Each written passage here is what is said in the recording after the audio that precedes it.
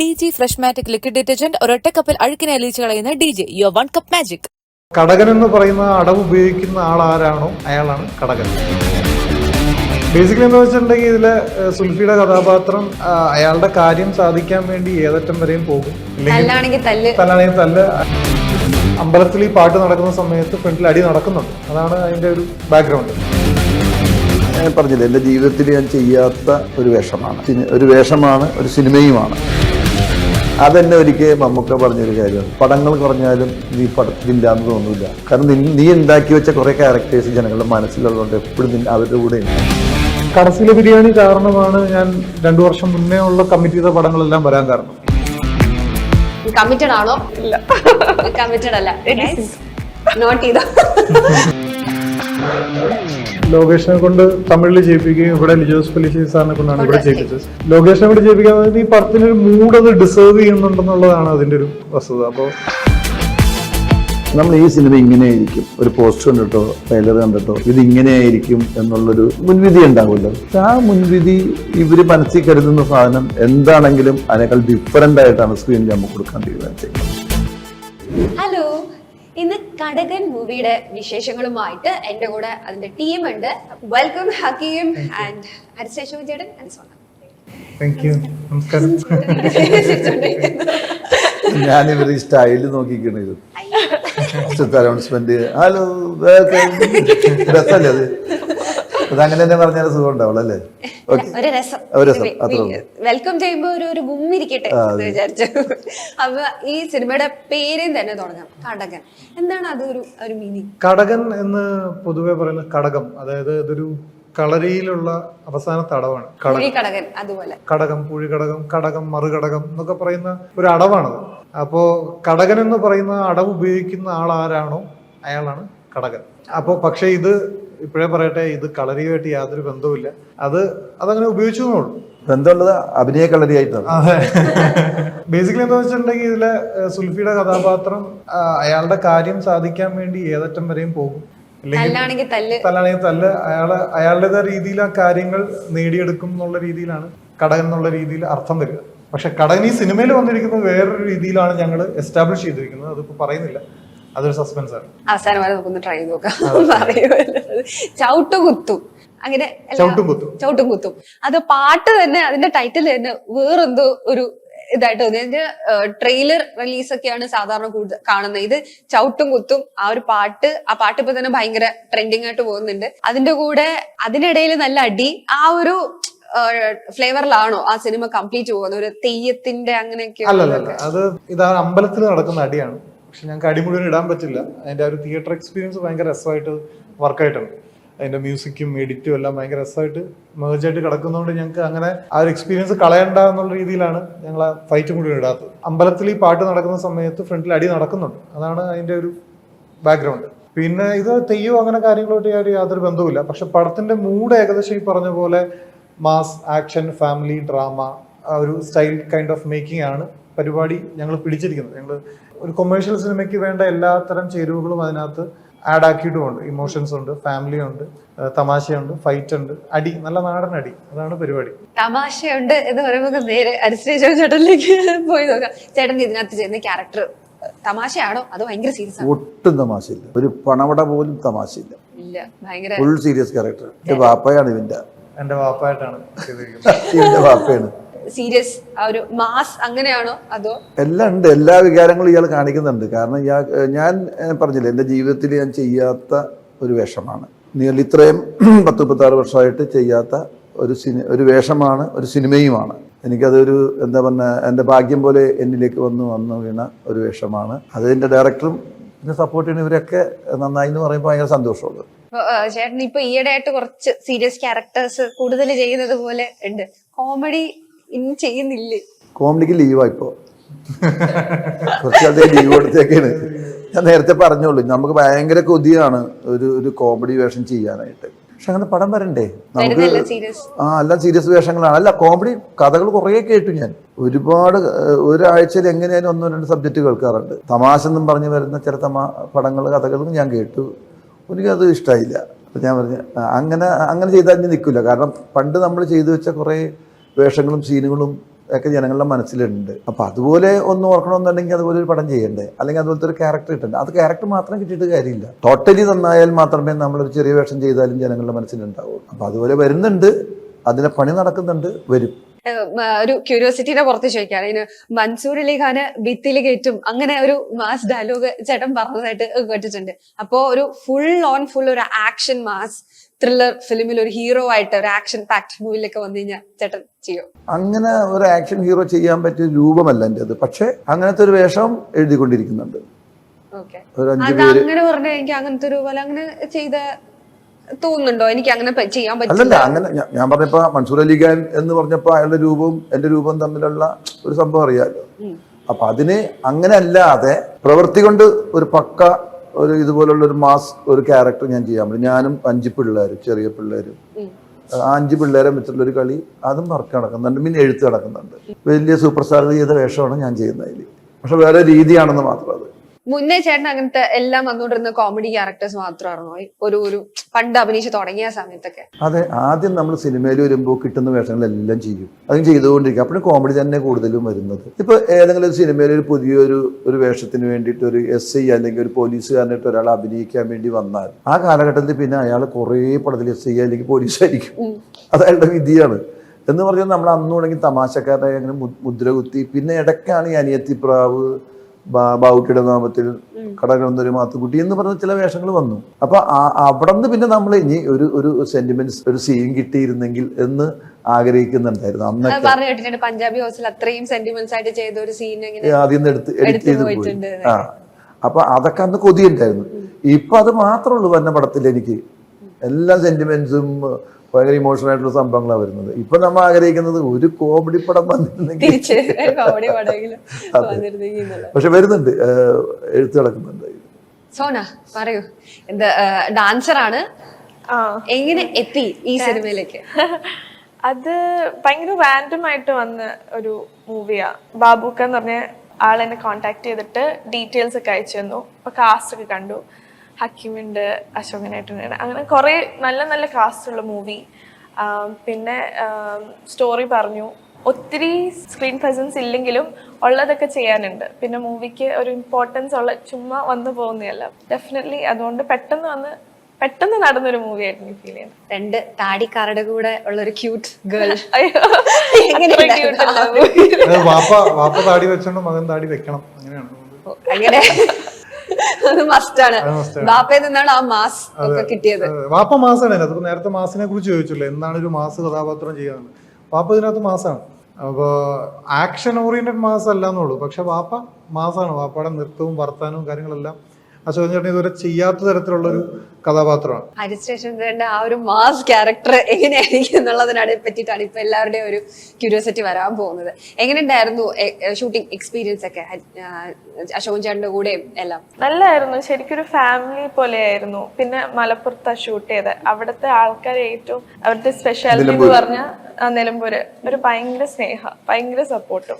ഇടയ്ക്ക് നമ്മള് കാരവാൻ കയറാത്ത സ്ഥലത്തൊക്കെ അവരുടെ വീട്ടിലിരിക്കും, ഫുഡ് തരും, ഭയങ്കര സ്നേഹാന്ന് വെച്ചാൽ അവർക്കും അത് ഭയങ്കര എക്സൈറ്റ്മെന്റ്. എനിക്ക് തോന്നുന്നു മൂവീസ് അവിടെ കുറവായിരിക്കാം ചിലപ്പോ ലൈവായിട്ട് കാണുന്നത്. അപ്പൊ അവർക്ക് ഭയങ്കര എക്സൈറ്റ്മെന്റാ. പിന്നെ ഇവരുടെ സീരിയസ്ലി ഒരു ഫാമിലി പോലെ. നമ്മൾ ലൂഡോ കളിക്കും, പിന്നെ ചേട്ടൻ കഥകളൊക്കെ, പണ്ടത്തെ കഥകളൊക്കെ പറയും. നവാഗത സംവിധായകൻ ഭയങ്കര യങ് ഇങ്ങനെ വന്നിട്ടൊരു കഥ പറയുമ്പോഴത്തേക്കും അത് എങ്ങനെ ആളെ കൊണ്ട് അതിനെ എങ്ങനെ ചെയ്യാൻ പറ്റും എന്ന് അങ്ങനെയുള്ളൊരു തോട്ട് ഉണ്ടായിരുന്നോ? എങ്ങനെ ചെയ്ത് ഫലിപ്പിക്കാം? ഈ സബ്ജക്റ്റ് എന്റെ വീട്ടിലൊന്ന് നറേറ്റ് ചെയ്യുമ്പോൾ തന്നെ ഞാൻ കൈ കൊടുത്തേക്ക്. കാരണം ഒരു കഥ പറയാൻ അറിയാവുന്ന അത് എടുക്കാനുള്ള കഴിവുണ്ടാവും. കാരണം പറയുന്നതിന്റെ രീതി, അതിന്റെ ഫ്ലോ, അതിന്റെ ഡീറ്റെയിലിങ്, ഇതെല്ലാം നമ്മുടെ മനസ്സിലേക്ക് ശരിക്കും എഴുതി തരുന്നത് ഡയറക്ടറാണ്. അതിനെ പറഞ്ഞപ്പോൾ തന്നെ ഞാൻ പറഞ്ഞു, ഇത് കൊള്ളാം, ഇത് പിടിക്കണം, ഇത് ചെയ്യണം. അവന് കൈ കൊടുത്തു പറഞ്ഞിട്ടുണ്ട്. ഞാൻ ഇത് മാമുക്കോയ ചെയ്യേണ്ട വേഷമായിരുന്നു. പിന്നെ സ്ലാങ് പ്രശ്നം ഉണ്ടായിട്ടാണ് എന്നെ ആദ്യം പോസ്റ്റ് ചെയ്തിട്ട് പിന്നെ വേണ്ട മാമുക്കോയെ കൊണ്ട് ചെയ്യിക്കുക. പിന്നെ മാമുക്കോയ മരിച്ചതിന് ശേഷം ഞാൻ തന്നെ ചെയ്തു. അതൊക്കെ നിമിത്തങ്ങളാണ്. പക്ഷേ ഫസ്റ്റ് ഡേ വന്നിട്ട് ഷോട്ട് എടുക്കുന്നത് കണ്ടപ്പോൾ തന്നെ എൻ്റെ ആ മനസ്സിലെ കണക്കുകൊണ്ട് തെറ്റില്ല. ഡീറ്റെയിലിങ് ഭയങ്കര ടേക്കിങ്സ് ആണ് ആളുടെ ഷോട്ട് വെക്കുന്നത്. ഉഗ്രൻ ക്യാമറമാനാണ്. അതുപോലെ തന്നെ ടീം ഫുള്ള്, സജിലിൻ്റെ കൂടെ ഉള്ളവരും ബാക്കി എല്ലാ ക്രൂസും ഒക്കെ പിള്ളേരാ. ഞാൻ അവരൊപ്പം പിള്ളേരായി ഒരു ചെറുപ്പം പ്രായത്തിലേക്ക് പോയി. ഭയങ്കര എനർജി ആയിരുന്നു എനിക്ക് അവിടെ. ഞാൻ ഷൂട്ട് തുടങ്ങി ഏകദേശം പകുതിയായപ്പോഴാണ് ഇവന്റെ ആക്ച്വൽ ഏജ് ഞാൻ അറിയണത്. അപ്പോൾ എനിക്കറിയില്ലായിരുന്നു അവന്റെ പ്രായം. ഞാൻ പറഞ്ഞു, എടാ ഇത് കഥ സിനിമ തുടങ്ങുന്നതിന് മുമ്പ് എന്റെ അടുത്ത് പറഞ്ഞത് ഞാൻ ചിലപ്പോൾ കമ്മിറ്റ് ചെയ്യില്ലായിരുന്നു. കാരണം നമുക്കൊരു പ്രീകൺസീവ് നോഷൻ വരുമല്ലോ. 21 വയസ്സുള്ള ഫുൾ ഓഫ് ചെയ്യാൻ പറ്റും ഇത്ര മാസ് പരിപാടി എന്ന് നമുക്ക് തോന്നുമല്ലോ. പക്ഷെ ഈ പറഞ്ഞ പോലെ നല്ല കൺവിക്ഷൻ ആണ്. നമ്മൾ സംസാരിക്കുമ്പോൾ തന്നെ അറിയാം. എനിക്ക് ഒരു 5-6 സ്ഥലത്ത് എനിക്ക് കുറച്ച് ഡൗട്ടുകൾ ഉണ്ടായിരുന്നു. അപ്പൊ ഞാൻ ആ കാര്യങ്ങളൊക്കെ ചോദിച്ചപ്പോൾ പുള്ളി അത് വ്യക്തമായിട്ട് തന്നെ ഇരുന്ന് സംസാരിച്ച് പറഞ്ഞത് എനിക്ക് കാര്യം മനസ്സിലായി. പരിപാടി അടിപൊളിയാണ് എന്നുള്ള കാര്യം എനിക്ക് മനസ്സിലായി. അവൻ കൺവിക്ഷൻ ഭയങ്കര. അത് കഴിഞ്ഞിട്ടാണ് ഞാൻ അവന്റെ ഏജ് തന്നെ അറിയുന്നത്. അപ്പൊ ഈ 23 വയസ്സിൽ സജിൽ മമ്പാട് എന്താണ് ചെയ്തു വെച്ചിരിക്കുന്നത് പേര് കേൾക്കുമ്പോൾ പക്ഷെ കുറച്ചുകൂടി പ്രായമുള്ള ഒരു സീനിയർ ഡയറക്ടർ എന്നൊക്കെയുള്ള ഒരു പേര് ഒരു ഗുമ്മുണ്ട്. എന്നാലും ഹരിശ്രീ ചേട്ടന്റെ ഏത് ക്യാരക്ടർ അത് കാണുമ്പോഴത്തേക്ക് നമുക്ക് ഒരുപാട് ക്യാരക്ടേഴ്സ് നമ്മുടെ മനസ്സിൽ ഇപ്പൊ പറഞ്ഞു നമ്മൾ ചെറുതിലേ പോലെ കാണാം. അപ്പൊ ഒരുപാട് ക്യാരക്ടേഴ്സ് നമ്മുടെ മനസ്സിൽ വരും. അപ്പൊ എന്നാലും പെട്ടെന്ന് മൈൻഡിൽ ഇങ്ങനെ വന്ന് നിൽക്കുന്ന ഒരു ക്യാരക്ടർ വരും. അത് പറക്കും തളികയുണ്ട്, രമണനുണ്ട്, അങ്ങനെ ഒരുപാടുണ്ടല്ലോ. ഈവൻ ഞങ്ങള് നിലമ്പൂർ പരിപാടിക്ക് കയറിയപ്പോഴത്തേക്കിനും ആ ഒരു വോയിസ് മുതലാളി ഓഡിയൻസ് വിളിച്ചു പറയാണ് മുതലാളി എന്ന് പറഞ്ഞ് ദൂരെ കേൾക്കാം. അത് വിട്ട് മലയാളികൾക്ക് ഒരു കളിയില്ല. ഞാൻ ഈ അമേരിക്ക ചെന്നപ്പോൾ പഞ്ചാബി ഹൗസ് കഴിഞ്ഞിട്ടാണ് ചെന്നത്. അവിടെ ചെന്ന് കഴിഞ്ഞപ്പോൾ എൻ്റെ കൂട്ടാൻ്റെ വീട്ടിൽ ചെന്നു. അപ്പം മകൾക്ക് ഭയങ്കര ഇഷ്ടമാണ്, ഒന്ന് വരുമെന്ന് ചോദിച്ചാൽ. കുത്തുള്ള കുട്ടിയാണ്. കുട്ടി വന്നിട്ടില്ല. അപ്പം ഞങ്ങൾ ചെന്ന് അവിടെ ഇരുന്നപ്പോൾ വന്നിട്ടില്ല. ഞങ്ങൾ കാപ്പിയെ കുടിച്ചിരിക്കുമ്പോൾ ഒത്തിരി തടിയുള്ള കുട്ടിയാണ്. കുട്ടി വന്നിട്ട് കയറി ഓടി വന്ന് എന്നെ കെട്ടിപ്പിടിച്ച് കണ്ടപ്പോൾ അത് പറഞ്ഞ് പഞ്ചാബി ഹൗസിലെ ഫുൾ ഡയലോഗ് ആ കൊച്ചു പറയുന്നു. അവിടെ ആലോചന ഇംഗ്ലീഷാണ് കൂടുതൽ. മല നന്നായിട്ട് വീട്ടിൽ പറയും അവര്. ഫുൾ ഡയലോഗ് ആ കുട്ടി. എനിക്ക് പോലും ഓർമ്മയില്ല അത്ര ഡയലോഗ്. അത്ര ഇഷ്ടപ്പെട്ട ഒരു ക്യാരക്ടറാണ്. ഉറപ്പായിട്ടും അതെ. ട്രോളന്മാർക്ക് ഇത് രമണില്ലാതെ ഒരു പരിപാടി ഒരു ദിവസമെങ്കിലും ഒരു രമണൻ റിലേറ്റഡ് സാധനം കാണാൻ സ്ക്രോൾ ചെയ്യാൻ പറ്റില്ലല്ലോ നമുക്ക്. അപ്പൊ ഞങ്ങള് കടകന്റെ സെറ്റിൽ അങ്ങനെ തന്നെ ഇരുന്ന്. കടകന്റെ സെറ്റില് പഞ്ചാബി ഹൗസിലെ തമാശകള്, പറക്കും തള്ളിയ തമാശ, CID മൂസയുടെ തമാശ, ഇങ്ങനെ ഓരോ സെറ്റിൽ തമാശകളായിരുന്നു ഞങ്ങളുടെ. ഇവർക്കൊക്കെ ഭയങ്കര താല്പര്യമാണ്. ഇവര് വന്ന് അടുത്ത് വന്നിരിക്കും. പിന്നെ ഒരു തമാശ ഇട്ട് കൊടുത്താൽ പിന്നെ ഇവര് വന്നോളും എല്ലാരും കൂടി. കാരണം എല്ലാവർക്കും ഞങ്ങൾക്ക് ചേട്ടനാണ് ഈ ഡയലോഗ് മറന്നു പോയിട്ടുള്ളത്. ഞങ്ങൾക്ക് എല്ലാവർക്കും എല്ലാ ഡയലോഗുകളും കൃത്യമായിട്ട് അറിയാം.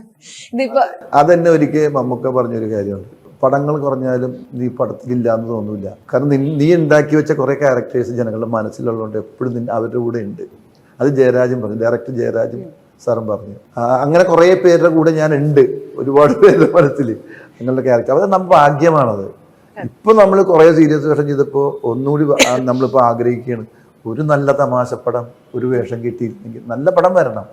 അതിൽ ചെറിയ വേഷമാണെങ്കിലും വലിയ വേഷമാണെങ്കിലും അത് നല്ല സിനിമയാണെങ്കിൽ അത് ഓടുന്ന സിനിമയിൽ ചെറിയ വേഷം ചെയ്താലും മതി. തമാശക്ക് വേണ്ടി കൊതിക്കുകയാണ്. ജോണി ആന്റണി സാർ പറഞ്ഞിട്ടുണ്ടായിരുന്നു പറക്കും തളിക 2 വരും എന്ന് പറഞ്ഞിട്ടുണ്ടായിരുന്നു. അതിൽ സുന്ദരൻ ഉണ്ടാവില്ലേ? ഞാനെന്നുണ്ടെങ്കിൽ ഉണ്ടാവും. അതുണ്ടാവില്ല. ഞാൻ എന്താ പറയാ, കഥ എഴുതി കഴിയുമ്പോഴല്ലേ പറയാൻ പറ്റുള്ളൂ. ജോണി ആന്റണി സാറ് ഇടയ്ക്ക് ഒന്ന് അനൗൺസ് ചെയ്തിട്ടുണ്ടായിരുന്നു CID മൂസ 2 വരുന്നുണ്ട് എന്നുള്ളത്. അതിനകത്ത് ഉണ്ടാവുമോ ചേട്ടൻ? CID മൂസ ചെയ്തപ്പോഴും ചെയ്യുന്നതിന് മുമ്പും ചെയ്ത് കഴിഞ്ഞിട്ടും ജോണി പറഞ്ഞേക്കുന്ന ഒരു വേർഡുണ്ട്. മലയാള സിനിമയിൽ കള്ളനായിട്ട് അഭിനയിക്കണമെന്നുണ്ടെങ്കിൽ എന്ന് പറഞ്ഞൊരു വാക്കുണ്ട്. ഇപ്പൊ ഞാൻ ചെയ്യാൻ പോണ ഒരു വെബ് സീരീസിലും കള്ളനാണ്. ഭയങ്കര സീരിയസ് ക്യാരക്ടറാണ്. ഭയങ്കര ക്യാരക്ടറാണ്. ഭയങ്കര സീരിയസ് ആയിട്ടൊരു കള്ളനാണ്. ഭയങ്കര സീരിയസ് ക്യാരക്ടറാണ്. അപ്പൊ അത് ജോണി പറഞ്ഞത് ആ വാക്ക് ഇന്ന് വൈറലാണത്. മലയാള സിനിമയിൽ കള്ളനായിട്ട് അഭിനയിക്കാൻ മാത്രമേ പറ്റുള്ളൂ. അപ്പൊ എന്തായാലും CID മൂസ 2 ഹരിശ്രീ ചേട്ടൻ ഉറപ്പായിട്ടുണ്ടാവും. കാരണം കള്ളന്മാരില്ലെങ്കിൽ പോലീസുകാരില്ലാട്ടാ അതിനകത്ത് പറയുന്നുണ്ടല്ലേ. ഇപ്പൊ ഈ ഒരു സിനിമയിൽ ഇപ്പം ഹരിശ്രീ ചേട്ടൻ പറഞ്ഞു അത് മാമുക്കോയ സെർച്ച് ചെയ്യാണ്ടിരുന്ന ഒരു ക്യാരക്ടറാണ്. അത് മാറി ഇപ്പൊ ചേട്ടനിലേക്ക് വന്നു എന്നുള്ളത്. ഇതിനു മുന്നേ ഈ ഒരു ക്യാരക്ടർ വേറൊരു ആക്ടർ ചെയ്യേണ്ടിയിരുന്നതാണ്. അത് എങ്ങനെ ഹക്കീമിലേക്ക് എത്തി? ഞാൻ ഈ സിനിമയിൽ കമ്മിറ്റ് ആവുന്നതും ഞാൻ സിനിമയിലോട്ട് എത്തുന്നതും 1.5 ആഴ്ച മുന്നെയാണ്. ലിറ്ററലി 1.5 ആഴ്ച മുന്നെയാണ്. സിനിമ ഇപ്പോൾ 1-ാം തീയതി തുടങ്ങുകയാണെന്നുണ്ടെങ്കിൽ എന്നോട് കഥ പറഞ്ഞ ഏകദേശം 15 കഴിഞ്ഞിട്ടാണ്. ഞാൻ കഥ കേട്ടപ്പോൾ ഞാൻ ഭയങ്കര എക്സൈറ്റഡ് ആയിരുന്നു. കാരണം ഞാൻ കാണാൻ ആഗ്രഹിക്കുന്ന ഒരു അടിപ്പടം മൂഡ് അതിലുണ്ടായിരുന്നു. അപ്പോൾ ഇതിനകത്ത് ചെയ്യേണ്ടിയിരുന്ന ആൾക്ക് ഡേറ്റ് ഉണ്ടായിരുന്നില്ല. അപ്പോൾ വേറെ വഴിയില്ല, അവർക്ക് തുടങ്ങിയേ പറ്റുള്ളൂ. ബാക്കി എല്ലാ പ്രീ പ്രൊഡക്ഷൻസും കഴിഞ്ഞു. ബാക്കിയുള്ള ആർട്ടിസ്റ്റുകളുടെ ഡേറ്റ് മേടിച്ചു വെച്ചു. പിന്നെ ഇത്ര ആർട്ടിസ്റ്റുകളുടെ ഡേറ്റ് പിന്നെ കോർഡിനേറ്റ് ചെയ്ത് എത്തിക്കാൻ ഭയങ്കര പാടാണ്. ഒരാൾ പോയി കഴിഞ്ഞാൽ പിന്നെ അത് ലൂസായി പോകും. പിന്നെ അയാളെ കിട്ടുമ്പോൾ ബാക്കിയുള്ളവരുണ്ടാവില്ല. അപ്പോൾ എല്ലാവർക്കും അഡ്വാൻസും പോയി അങ്ങനെ റെഡി ആയിട്ടിരിക്കുന്ന സമയത്താണ് പിന്നെ ഇപ്പോൾ ആകെ ഒരു വഴിയുള്ളൂ മെയിൻ ആക്ടർ മാറുക എന്നുള്ളതാണ്. അപ്പോൾ അങ്ങനെയാണ് ഞാൻ വരുന്നത്.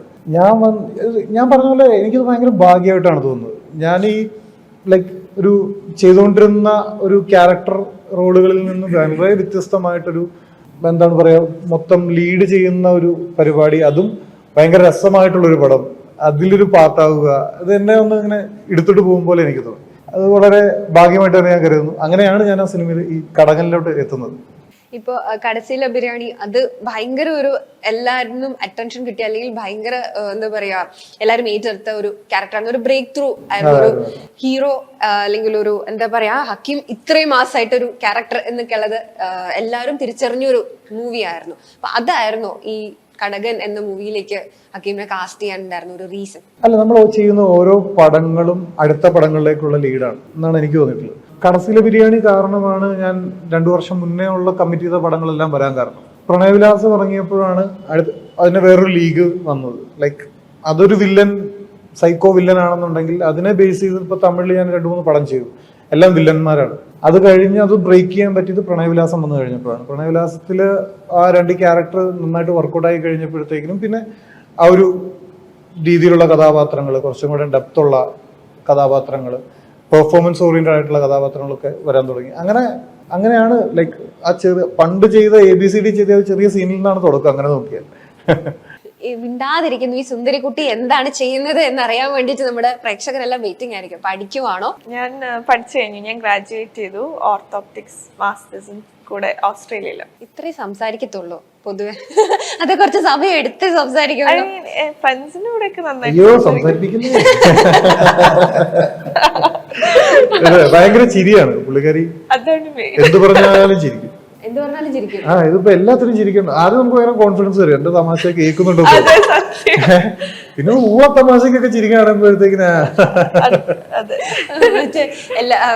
നമ്മള് പരിപാടി മോശമാണെങ്കിൽ കൈയടിച്ച് നേരത്തെ വിടുന്നൊക്കെ തമാശ പറഞ്ഞു തുടങ്ങുമ്പോഴേ ചിരിച്ചു അതിനൊരു ക്ലോസ് ചെയ്യും. ഇന്ന് കമ്മിറ്റഡ് ആണോ അല്ലയോ ഇതൊക്കെ കേരളത്തില് ഇപ്പൊ എല്ലാവരും അറിയാൻ വേണ്ടി വെയിറ്റിംഗ് ആയിരിക്കും. ചെറുപ്പക്കാരെല്ലാം വെയിറ്റിംഗ് ആയിരിക്കും. തമാശയും പിക്കപ്പ് ലൈൻസ് ഒക്കെ ആയിട്ട് ചിലപ്പോ വെയിറ്റിംഗ് ആയിരിക്കും എല്ലാവരും. കമ്മിറ്റഡ് അല്ല, നോട്ട് ചെയ്ത.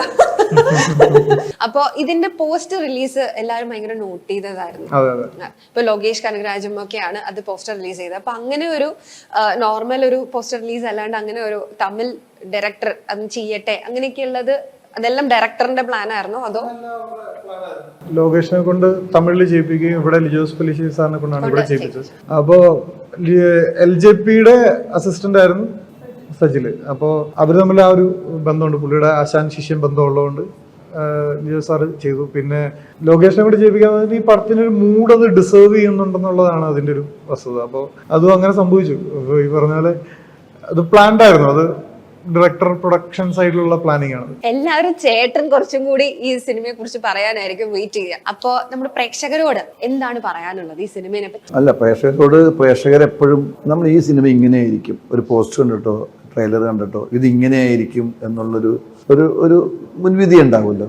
പക്ഷെ ആ മുൻവിധി ഇവർ മനസ്സിൽ കരുതുന്ന സാധനം എന്താണെങ്കിലും അതിനേക്കാൾ ഡിഫറൻ്റ് ആയിട്ടാണ് സ്ക്രീനിൽ നമുക്ക് കൊടുക്കാൻ തീരുമാനിച്ചിരിക്കുന്നത്.